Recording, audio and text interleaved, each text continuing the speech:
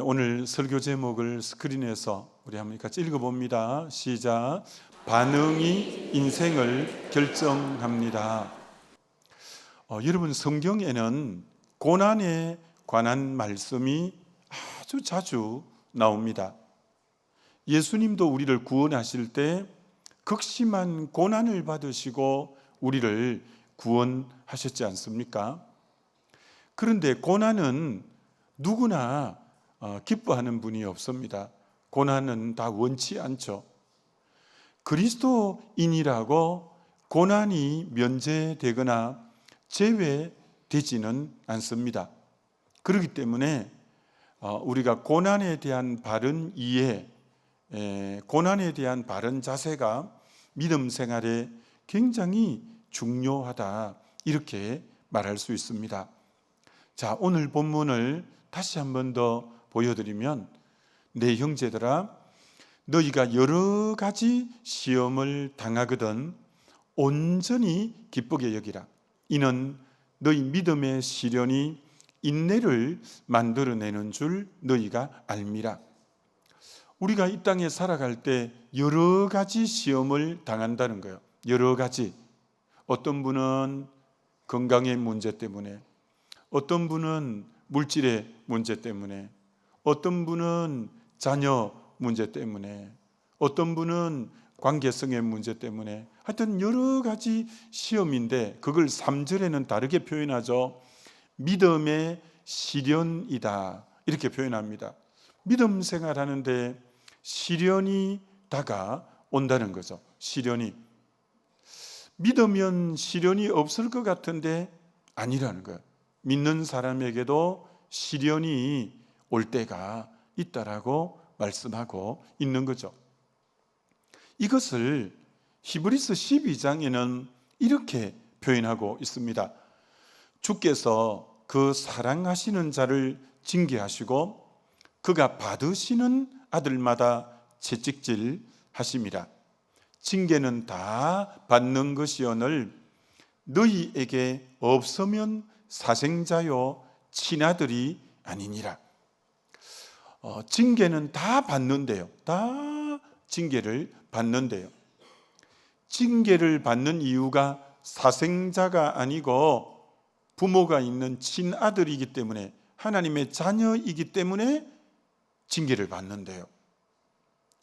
징계는 사랑하는 자마다 징계하시니까 징계는 하나님의 사랑의 표현이라는 거예요. 그러니까 오늘 우리들이 착각을 하는 것은 징계는 하나님의 분노의 표현이라고 생각하기가 쉬운데, 그게 아니라 징계는 하나님이 우리를 사랑하는 사랑의 표현이다, 이렇게 말씀하고 있다라는 거예요. 그래서 여러분, 성경에서 제일 큰 저주가 있는데, 제일 큰 심판이 있는데 그게 뭘까요? 그게 뭐냐면 로마서 1장에 내어버려 두사, 아무리 잘못하고 아무리 불순종하고 그릇된 길로 가도 하나님이 징계 안 하고 채찍 안 때리고 내어버려 두사, 하나님도 포기해버린 사람, 그 사람이 제일 저주받은 사람의 대명사라는 거예요.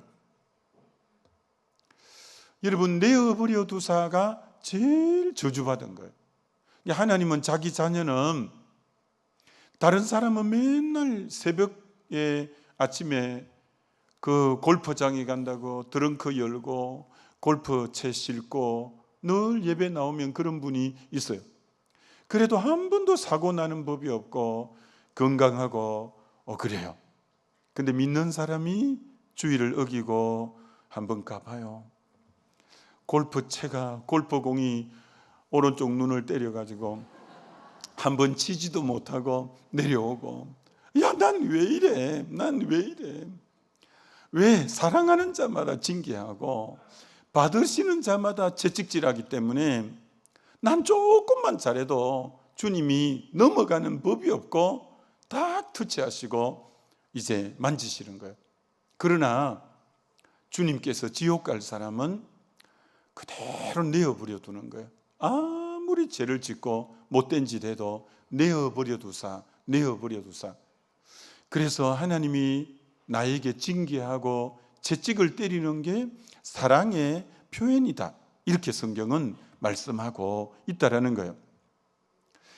자, 그런데 중요한 것은 우리가 이런 고난을 당하고 시련을 만날 때 어떻게 고난과 시련에 대해서 반응할 건가? 그 반응의 자세, 반응의 태도가 그 사람의 인생을 결정짓는 거예요. 반응이 되게 중요한 거예요. 반응이. 그래서 찰스 스윈돌이라는 목사님은 참 설교를 잘하시는 귀한 목사님인데, 이 반응에 대해서 이렇게 말한 적이 있습니다. 내 삶에 무슨 일이 일어났던 그것은 10%에 불과하고, 더 중요한 90%는 그것에 어떻게 반응하느냐입니다 라는 거예요. 정말 내게 일어난 그 일은 10%에 불과하다는 거예요. 그런데 그 일어난 일에 대해서 90%는 내가 어떻게 반응하고 그 문제를 해석하고 하느냐가 그 인생을 결정짓는 굉장히 중요한 부분이라고 하는 거죠. 그래서 여러분, 요셉은 창세기에 형들이 자기를 미디안 장사꾼에게 팔아버려서 애굽에 팔려가 종살이를 하고, 보디발 아내가 자기를 모함해서 감옥살이를 하고, 그걸 다 합치면 무려 13년가량 참 어려움을 겪어도 그렇게 많이 겪을 수가 있습니까? 그런데 요셉이 그 당하는 어려움, 고난, 시련을 어떻게 반응했냐면, 늘 잠을 못 자고 그 억울한 일, 원통한 일 생각하면 가슴을 치고 이를 갈고 내가 반드시 원수 갚으리라, 복수하리라, 이렇게 반응하지 않았다는 거예요. 어떻게 반응했냐? 창세기 45장 5절에 저렇게 반응했다는 거예요. 당신들이 나를 이곳에 팔았다고 해서 근심하지 마소서, 한탄하지 마소서. 하나님이 생명을 구원하시려고 나를 당신들보다 먼저 보내셨나이다. 하나님의 섭리를 딱 깨닫고, 표면적으로는 저들이 나를 팔아서 내가 고생했지만 그 이면에 흐르는 하나님의 손길과 섭리를 발견하고, 사건보다 중요한 게 뭐냐? 해석이라는 거예요. 사건보다 중요한 것은 해석이다. 내게 일어난 사건을 어떻게 해석할 거냐, 어떻게 해석하고 반응할 거냐가 그 사람의 인생을 결정하는 거예요. 만약에 요셉이 맨날 억울해하고 맨날 분해서 이를 갈고 내가 원수 갚으리라, 복수하리라 그러면서 늘 혈기를 내고 있었다면 그는 총리도 되지 못했고 하나님께 쓰임받지 못했을 거예요. 그런데 그렇게 억울한 일 당했지만 딱 그 반응의 자세가 아주 발랐던 거예요. 그럴 때 하나님이 그를 얼마나 귀하게 사용했는가라는 거예요. 다시 말합니다. 여러분에게 일어난 일은 10%밖에 안 되고 90%는 그 일에 어떻게 해석하고 어떻게 반응하는가가 90%에 해당되어진다라는 것, 이거 여러분이 꼭 명심해야 될 부분이다라는 거예요. 근데 오늘 읽은 본문에는 믿음의 시련, 이 고난을 어떻게 반응하라고 하는지 다시 한 번 더 2절 말씀을 보면, 형제들아 너희가 여러 가지 시험을 당하거든 온전히 기쁘게 여기라. 정말 역설적으로 말을 하는 거예요. 아니, 시험 당하면 너무 힘들고 고통스럽고 답답하고 안타깝고 힘든데 어떻게 기쁘게 여기라. 근데 헬라어 원어로 보니까 기뻐하라가 맨 먼저 첫 단어로, 우리 한글로는 맨 마지막에 기뻐하라고 나오지만 헬라어에는 기뻐하라 라는 명령어, 고난 당할 때 너 기뻐하는 게 안 좋겠니? 권유가 아니고 명령하는 거야. 너 반드시 기뻐해야 돼. 여러분, 얼마나 참 일반적인 우리의 생각하고는 다르게 주님 말씀하셔요. 내가 지금 너무 어려움을 당하고 힘든 일을 당했는데 이 원어에는 기뻐하라, 이 말씀을 맨 먼저 한다는 거예요. 왜 그럴까요? 왜 기뻐하라고 할까요? 하나님이 이 일을 통해서 이루실 일을 믿음으로 바라보면서 지금 이 일은 이해가 안 되지만, 지금 이 일은 내게 너무 고통스럽지만 합력해 선을 이루실 하나님이 이 일을 통해 새 일을 이루실 것을 믿음으로 바라보면서 너 기뻐하라, 기뻐하라고 말씀하고 있다라는 것입니다. 다시 그 말씀으로 들어가서 기뻐해야 될 이유를 가만히 보니까 이유가 다 있는 거예요. 한 번 더 다시 본문을 보면, 내 형제들아 너희가 여러 가지 시험을 당하거든 온전히 기쁘게 여기라. 자, 기쁘게 여길 때 첫 번째가 오는 게 뭐냐? 이는 기쁘게 여길 때 너희 믿음의 시련이 인내를 만들어 내는 줄 알미라. 여러분, 인내심이 있는 사람 없는 사람은 인생살이에서 확연하게 다릅니다. 근데 그 인내심은 언제 길러지냐? 여러 가지 어려움이 닥칠 때, 그걸 견뎌 나갈 때 내 안에 인내심이 자라가는 거예요. 저 인내심이 길러져야 인생이 고비고비에 그걸 가뿐하게 이길 수 있지. 인내심이 없는 사람은요, 조금만 어려우면 그만 극단적인 생각을 하고요, 조금만 어려우면 인생이 마치 파탄난 것처럼 생각하고요, 인내심이 없어요. 특별히 요즘 세상이 더 그렇잖아요. 얼마나 요즘 자녀 키우기가 힘든지 모릅니다. 요즘 아이들이 얼마나 힘들면 못 견디는 거예요. 인내가 없는 거예요. 자, 그래서 믿음의 시련을 계속 주는 이유는, 첫째는 인내심을 키우려고, 두 번째는 인내하면, 다시 사절을 한 번 더 보여드릴까요? 인내하면 인내를 온전히 이루라. 이는 너희로 온전하고 구비하여 조금도 부족함이 없게 하려 함이라.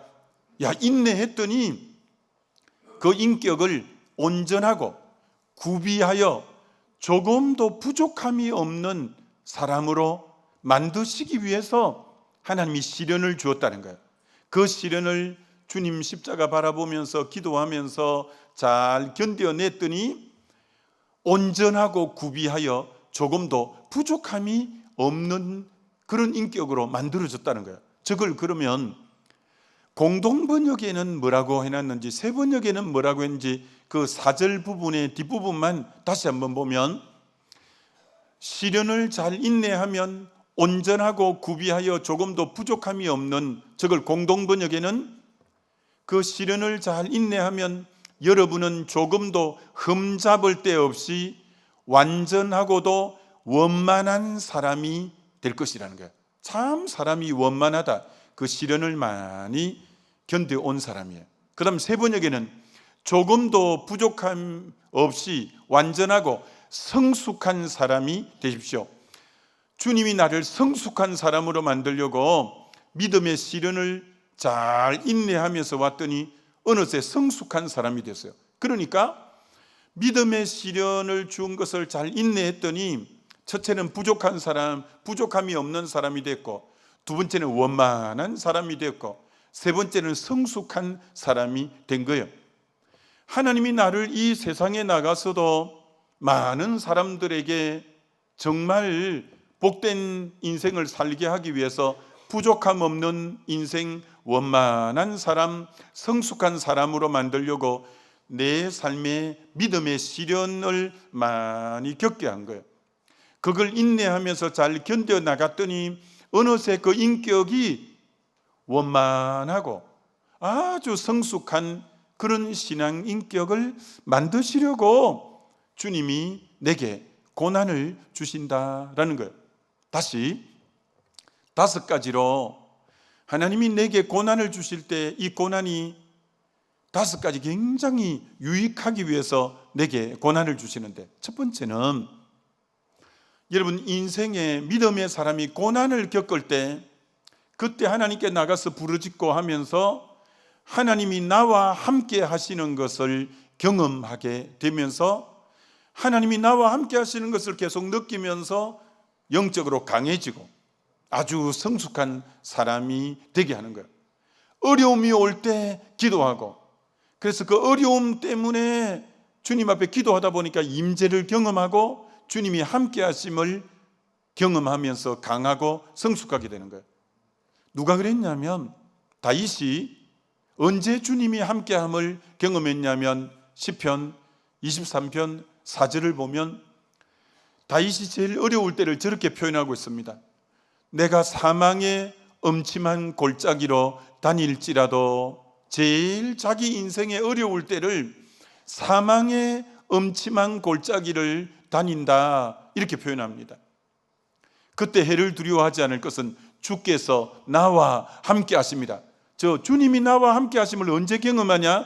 사망의 음침한 골짜기를 다닐 때.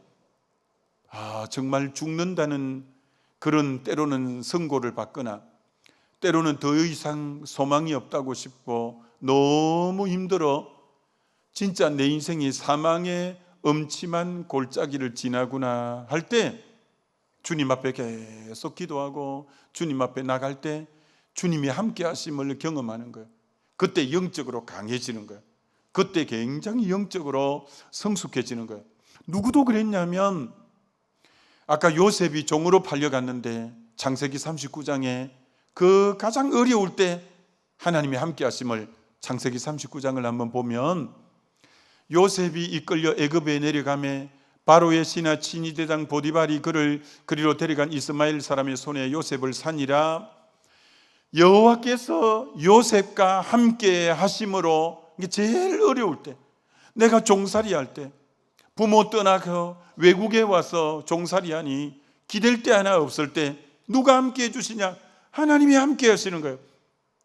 그래서 형통하게 되고 그의 주인 애굽 사람의 집에 있으니 그의 주인이 여호와께서 그와 함께 하심을 보며 또 여호와께서 그의 범사에 형통케 하심을 보았더라. 주님이 함께 하심을 요셉도 알았고 주인 보디발도 저 히브리 종이 하나님이 함께하는 사람이구나, 주인조차도 알 정도로 주님의 함께 하심이 강했다는 거예요. 그러면서 요셉은 믿음이 커졌어요. 그러면서 요셉은 강한 자가 되어졌어요. 그러면서 성숙한 사람이 되어졌어요. 왜 고난을 주시냐?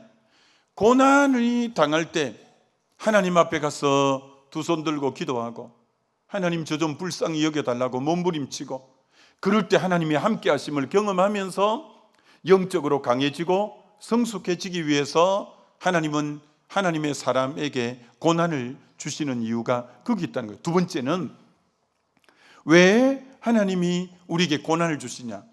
고난 주지 않을 때는 이것도 붙잡고 저것도 붙잡고 내 에너지를 막 이렇게 양사방으로 흘러보내다가 인생에 진짜 어려움이 딱 닥치면 비본질적인 부분은 딱 내려놓고 진짜 붙잡아야 될 본질에 딱 붙잡게 되어 있어요. 여러분, 스티브 잡스가 2011년도에 세상을 떠났는데 그가 얼마나 정말 사업에 성공한 분이에요. 그가 죽음을 경험하면서 이런 말을 하고 죽었습니다. 스티브 잡스가 죽음은 무엇이 일시적인 것인지 무엇이 영원한 것인지를 보여준다. 여러분 진짜 그래요. 죽음이라는 게 딱 다가올 때 그동안 너무 일시적인 것, 너무 여기에 내 마음이 쏠렸구나. 진짜 내 마음이 진짜 붙잡고 추구해야 될 영원한 것에 내 마음이 추구해야 되는데 내가 그동안 너무 이 세상에 있다 없어질 일시적인 것에 마음을 쏟았구나. 죽음 앞에 그걸 깨달았다는 거예요. 영원한 것에 내가 진짜 붙잡고 마음을 쏟아야 될 부분이다라는 걸 깨달았다고 하는 거예요. 여러분, 사도행전 27장에 사도 바울이 276명의 사람들과 함께 로마로 압송이 됐어요. 그런데 이 배가 항해를 하다가 유라굴라 강풍을 만나서 열나흘 동안 해와 달과 별을 보지 못하고 배가 표류했어요. 여러분, 한번 상상해 보셔요. 열나흘을 해와 달과 별을 보지 못했다면, 여러분, 하루 이틀이 아니라 열나흘 동안 모든 사방이 칠흑 같은 암흑이에요. 열나흘 밤낮으로 칠흑 같은 암흑이에요. 그리고 집채만한 파도가 계속 배를 덮치고 물이 계속 들어오고 하니까 얼마나 두려웠겠어요. 그러니까 여러분, 276명이 타고 있으니까 양식이 얼마나 많이 필요했겠어요. 근데 양식 무게 때문에 배가 가라앉을 지경이에요. 너무 파도가 심해서. 그러니까 그동안에 양식을 중요하게 여기던 그가 양식을 다 버리는 거예요. 바다에 버리는 거예요. 왜? 배가 가벼워야 안 가라앉으니까. 진짜 어려움의 문제가 생기니까 양식도 내려놓아 버리는 거예요. 그리고 배에 여러 가지, 로마까지 가려면 항해하는데 배에 기구들이 필요한데 그 기구가 무거워서 배가 침몰할 것 같으니까 배의 기구도 다 바다 속으로 던져버리는 거예요. 배 옆에 구명정이 여러 개 달려 있었는데 위급할 때 구명정 타라고, 그게 무거워서 배가 가라앉을 것 같으니까 구명정을 다 끊어서 버리는 거예요. 왜? 생명이 제일 귀하니까. 진짜 위기 때 생명이 귀하니까 일반적일 때 귀하게 생각했던 양식, 배의 기구, 그리고 여러 가지 구명선 다 버리는 거예요. 진짜 위기 때는 본질만 딱 붙잡는 거예요. 본질만. 이 사람들이 평안할 때는 백부장이 선장의 말을 듣고 항해를 했던 거예요. 근데 열나흘 동안이나 해와 달과 별을 보지 못하고 살 소망이 끊어진 상태에서 바울의 말을 딱 듣는 거예요. 간밤에 내가 섬기는 하나님이 배는 이상이 있지만 생명은 지장이 없을 거라고 했습니다. 여러분들이요, 안심하십시오. 여러분, 그렇게 사도 바울의 말에 귀 하나 기울이지 않던 그들이 극심한 고난이, 죽음이 얼렁거리고 눈앞에 오니까 다 가난한 마음이 돼서 하나님 음성에 귀를 기울이는 자가 된 거예요. 왜 하나님이 인생의 고난을 간간히 주느냐? 고난을 주어야 진짜 중요한 본질이 뭔지, 진짜 내가 음성을 기울이고 내가 들어야 될 말씀이 뭔지, 거기에 집중하기 때문에 하나님이 때로는 고난을 주는 이유가 거기 있는 거죠. 야곱이 고난이 없을 때는 형의 발꿈치도 잡아 나오고 형의 축복도 가로채고 장자 명분을 팥죽 한 그릇에 사고 라헬을 얻기 위해서 14년이나 몸부림치고 자기 양떼 소떼를 얻기 위해서 6년을 힘쓰고 얼마나 그래서 많이 붙잡았는지 모릅니다. 거부가 되고 거미한양해서 돌아오는데 에서가 400명의 군대를 데리고 죽이려고 온다는 거예요. 야, 죽음 앞에 내 아내도 힘이 안 되는 거예요. 13 자녀도 힘이 안 되는 거예요. 그 많은 우양, 소떼, 양떼, 낙타 힘이 안 되는 거예요. 그 많은 종들도 힘이 안 되는 거예요. 진짜 위기 앞에 서 보니까 내가 붙잡아야 될 게 이런 게 아니었구나. 죽음의 흉흉한 소식 앞에 아무것도 힘이 안 되는 거예요. 그래서 야복강을 넘어 다 보내버리고 나만 홀로 남았더니 진짜 홀로 남아서 인생을 다시 바라보는 거예요. 주님, 내가 진짜 붙잡고 추구해야 될 본질이 뭡니까? 그래서 하나님만 붙잡는 거예요. 그 밤에 하나님과 씨름하면서 하나님, 나를 축복하지 않으면 저는 보내드릴 수 없습니다. 하나님, 저를 불쌍히 여기시고 저에게 축복해 달라고. 자기가 그때사, 위기 때사 내가 진짜 붙잡아야 될 분이 하나님이고 내가 진짜 몸부림쳐서 추구해야 될 분이 하나님이라는 것을 언제? 극심한 고난 앞에 진짜 내가 추구하고 붙잡아야 될 게 뭔지를 깨닫게 된 거예요. 여러분, 고난이 그걸 깨닫게 해준 거예요. 여러분, 누가복음의 둘째 아들, 흔히 탕자라고 하는 그가 아버지 유산을 받아서 먼 나라에 가서 허랑방탕하게 마음껏 살았습니다. 본능에 충실하면서 살았습니다. 근데 돼지가 먹는 지엄 열매도 못 먹고 이렇게 고백합니다. 내 아버지 집에는 품꾼도 풍족한데 나는 여기서 줄여 죽는구나. 죽음이 눈앞에 왔습니다. 극도의 가난한 상태로 줄여 죽는구나. 나 정말 이제 아무것도 없고 죽게 됐구나 라고 할 때, 고난이 아주 극심했을 때, 나 아버지께 죄를 지었다, 나 아버지께 돌아가야 되겠다. 여러분, 아주 고난이 극심할 때 본질을 붙잡는 거예요. 내가 잘못했구나, 아버지께 돌아가야 되겠구나, 내가 아버지께 죄를 범했구나. 여러분, 왜 하나님이 인생에 한 번씩 큰 충격 요법으로 고난을 왜 사랑하는 성도들에게 하나님이 허락하시냐? 고난을 줘야 진짜 붙잡아야 될 게 뭐며, 진짜 추구해야 될 본질이 뭐며 알기 때문에. 안 그러면 엉뚱한 것에 에너지를 다 써버리고 인생 허비하고 그렇게 사는 거예요. 그래서 하나님이 사랑하는 자를 징계하고 받으시는 자마다 채찍질하기 위해서 계속 하나님의 자녀가 비본질적인 것에 너무 에너지를 쏟아가면 딱 고난을 주는 거예요. 아주 때로는 살 소망까지 끊어질 정도의 고난을 혹독하게 주는 거예요. 그래서 진짜 너 인생의 본질이 뭐냐? 너가 진짜 붙잡아야 될 게 뭐냐? 그거 깨닫게 하는 게 이 고난이 아주 우리에게 귀한 것을 깨닫게 하는 거죠. 세 번째는, 여러분, 이 고난이 하나님이 우리에게 약속의 말씀을 주셨잖아요. 하나님이 우리에게 소망을 주셨잖아요. 비전을 주셨잖아요. 근데 성경은 그 소망이 이루어지기까지는 반드시 어떤 과정을 통과해야 그 소망에 이르냐? 환난이라는 과정을 통과해야 소망을 이루도록 만들어 놓았어요.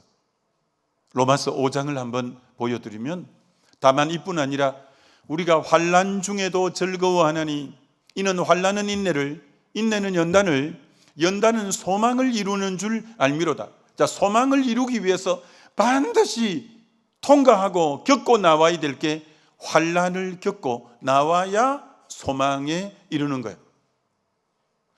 요셉에게 어떤 소망을 주었냐면 17살 때 볕단들이 자기에게 절하고 1월 성신이 자기에게 절을 하는 꿈과 소망을 주었어요. 그게 실제로 이루어져서 전부 형님들이 자기에게 다 무릎 꿇고 절하고 그날이 이루어지거든요. 언제? 총리일 때, 양식 사러 와서.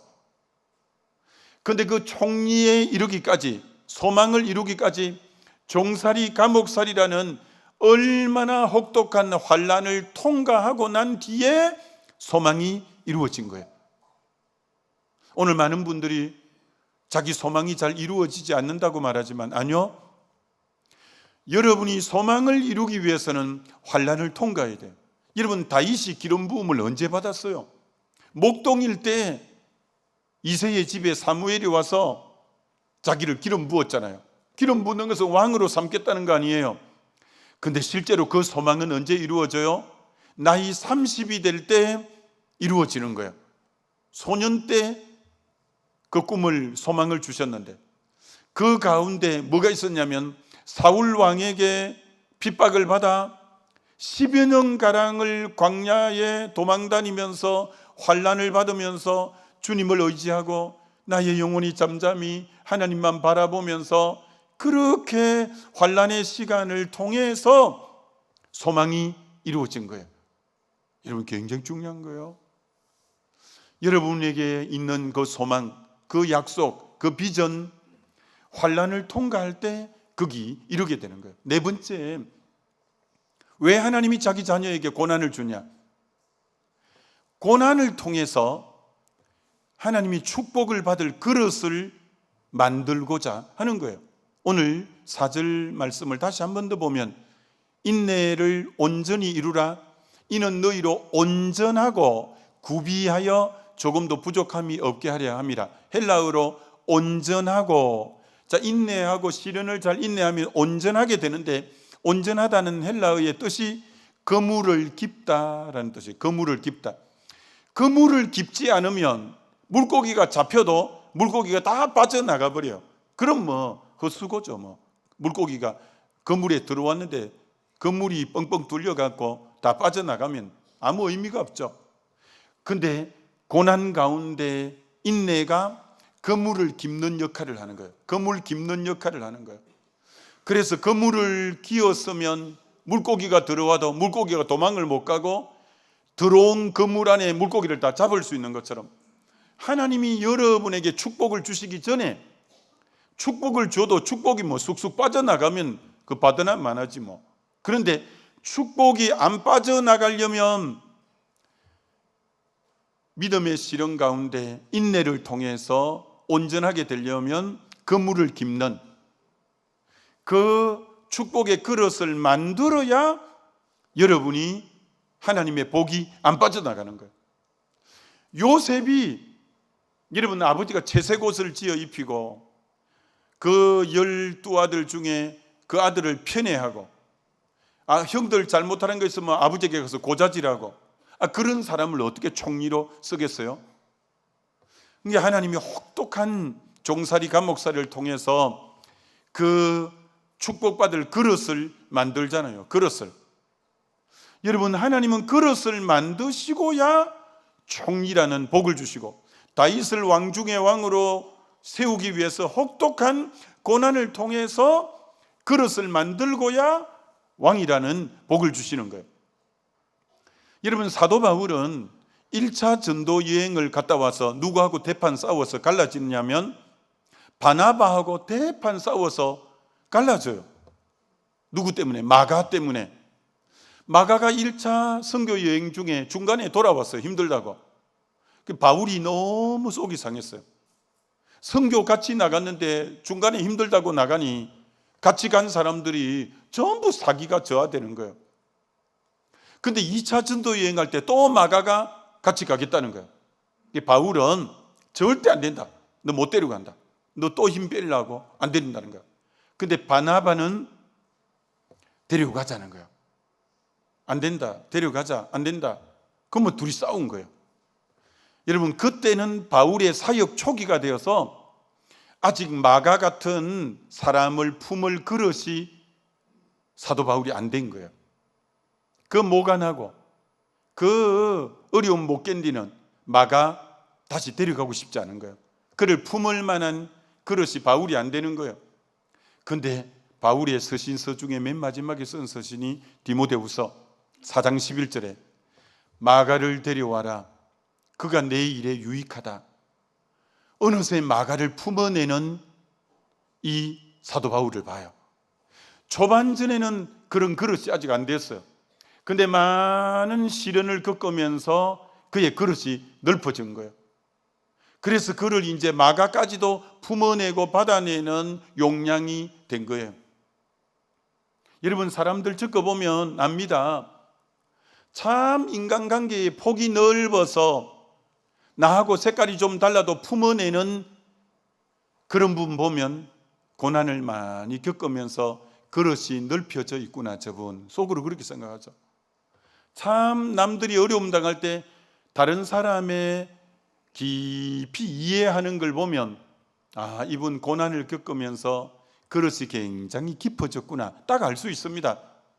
여러분이 아무리 지금 나이가 많고 직분이 중직이라도 그릇이 조그만해갖고 자기하고 조금만 색깔이 다르면 못 품어. 못 품는 거야. 못 품는 거야. 어떻게 하든지 떼내려고 하는 거야. 품지를 못한 거예요. 품지를. 그리고 생각이 너무 얕아. 좀 깊게 이해해 주면 될 건데 그 왜 그러냐? 고난을 통해서 다듬어지지 않았다는 거예요. 이거는 세월 간다고 다듬어지는 거 아니에요. 직분 받는다고 다듬어지는 거 아니에요. 고난 속에 여러분이 하나님 앞에 몸부림치면서 여러분 인격이 아름답게 빚어져 가는 부분이 얼마나 필요한가라는 거예요. 마지막, 여러분, 고난 당할 때 우리가 어떤 생각이 드냐면, 야, 이 고난 때문에 내 인생 망가지겠구나, 야, 내 인생 무너지겠구나, 야, 내 인생 끝나겠구나, 이리 싶을 때가 있어요. 근데 분명히 아십시오, 고난이 여러분 인생의 결말을 결정하지 않고 하나님이 여러분 인생의 결말을 결정하신 분이라는 거예요. 되게 중요한 말이에요. 그런데 여러분이 실제로 고난을 당할 때는 어떤 생각이 많이 드냐? 야, 이 고난 때문에 내 인생이 무너지겠구나, 망하겠구나, 야, 더 이상 인생에 소망이 없겠구나, 너무 고난이 혹독하니까 그런 생각이 들어요. 그러나 결코 고난이 여러분 인생을 결말짓지 않습니다. 자, 이게 어디 나오냐면 야고보서 5장에 11절에 제가 책을 보면서 얼마나 깊이 깨달았는지, 보라, 인내하는 자를 우리가 복되다 하나니 너희가 욥의 인내를 들었고 주께서 주신 결말을 보았거니와. 자, 욥의 인생의 결말은 누가 주신다고 했냐면은 주께서 주신다는 거예요. 주께서 주신 결말. 근데 욥의 10명의 자녀가 죽어나가고 몸에 중병이 들고 그리고 동방에 제일 많은 재물이 다 없어지고 종들이 다 죽고 했을 때는 자기 인생 결말이 끝난 것처럼 보였어요. 야, 이 고난이 내 인생을 끝내는구나, 야, 내 인생, 이 고난이 내 인생을 결말을 이렇게 짓는구나 라고 생각이 됐지만, 아니요, 주께서 주신 결말, 여러분의 인생의 결말은 주님이 결정하지, 지금 여러분이 당하는 그 고난이 여러분 인생의 결말을 결정하지 않는다는 거예요. 이 되게 중요한 거예요. 할렐루야. 절대 고난이 여러분 인생의 결말을 결정하는 게 아니라 하나님이 여러분 인생의 결말은 누가 결정하냐? 고난이 아니라 하나님이라는 거예요. 하나님. 자, 그럼 이 욥에게 하나님이 인생의 결말을 그럼 어떻게 결정지어 주었는지 세 가지를 살펴볼까요? 첫 번째는 저 세 번째 줄에 여호와께서 욥에게 이전 모든 소유보다 갑절이나 주신지라. 욥이 동방의 제일 부자였는데 그 이전 모든 소유보다 갑절이나 더 주었으니 얼마나 하나님이 인내한 욥의 마지막 그 인생을 축복하셨는지. 그 다음 영적으로는 어떻게 축복했냐? 내가 주께 대하여 귀로 듣기만 하였사오나 이제는 눈으로 주를 배웁나이다. 지난날에는 귀로 듣는 그 정도의 신앙이지만 이제는 눈으로 볼 정도로 체험적이고 더 확신 있는 깊이 있는 신앙으로 이 고난을 겪으면서 영적으로도 그렇게 성숙했다는 말이고, 그러면 마지막 그의 인생의 끝이 어떻게 됐냐? 그 후에, 그 후는 욥의 고난 뒤에, 고난을 이제 승리하고 난 뒤에 욥이 몇 살 더 살았냐? 욥이 140년을 살며, 욥이 고난 마치고 몇 년을 더 살았냐? 140년을 더 살고 아들과 손자 4대를 보았고, 자녀 손의 복을 보았고. 그럼 욥이 어떻게 죽었냐? 병들어 죽었거나 교통사고로 죽었거나 전쟁이 나서 죽은 게 아니라 욥이 늙어 나아가 나이가 차서 죽었더라. 다른 성경에는 저걸 기운이 지나여, 그만 저게 가장 자연스러운 죽음이에요. 욥이 늙어 나이가 차서 기운이 다 지나여 주님의 품에 안기는, 그게 제일 좋은 거예요.